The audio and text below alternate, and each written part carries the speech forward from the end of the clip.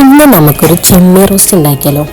അപ്പോൾ അതിന് വേണ്ടിയിട്ട് നന്നായിട്ട് ഒരു വലിയ ചെമ്മീനാട്ടം കിട്ടിയിട്ടില്ല. അതിന് നന്നായിട്ട് കഴുകി വൃത്തിയാക്കി ഇതിലേക്ക് മസാല ഒക്കെ പുരട്ടി നമുക്ക് കുറച്ച് നേരം മാറ്റി വെക്കാം. ഇവിടെ മാറ്റി വെക്കാൻ സമയമില്ലാത്തതുകൊണ്ട് പെട്ടെന്ന് തന്നെ പൊരിച്ചെടുക്കുന്നതാണ്.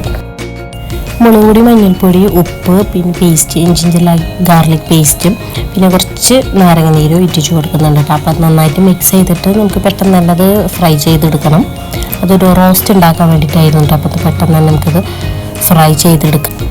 ഓവറായിട്ട് മൊരിയിച്ചെടുക്കേണ്ട, ജസ്റ്റ് ഫ്രൈ ചെയ്തെടുത്താൽ മതി. അതിനുശേഷം ആ ഒരു വെളിച്ചെണ്ണയിൽ തന്നെ സവാള ഒക്കെ നന്നായി വഴറ്റി ചെയ്തെടുക്കണം. പച്ചമസാലയും മസാലപ്പൊടികളും തക്കാളിയും ഒക്കെ ഇട്ടിട്ട് നന്നായിട്ട് വഴറ്റിയെടുക്കണം. കുറച്ച് വെള്ളം ഒഴിച്ച് കൊടുത്തിട്ട് നന്നായിട്ട് അതിന് ആ ഒരു പേസ്റ്റ് രൂപത്തിലാക്കിയതിന് ശേഷം നമ്മൾ ഫ്രൈ ചെയ്ത ചെമ്മീൻ അതിലേക്ക് ഇട്ട് കൊടുത്തിട്ട് നന്നായിട്ട് സെറ്റ് ചെയ്തെടുക്കണം, ഡ്രൈ ആക്കി എടുക്കണം. മല്ലിയിലിട്ടിട്ട് നമുക്കത് സെറ്റാക്കി എടുക്കാം. ഇപ്പോൾ ഇതാ നന്നായിട്ട് ഡ്രൈ ആയി വന്നിട്ടുണ്ട്. അപ്പോൾ ഇത് അപ്പത്തേക്കാണ് കേട്ടോ.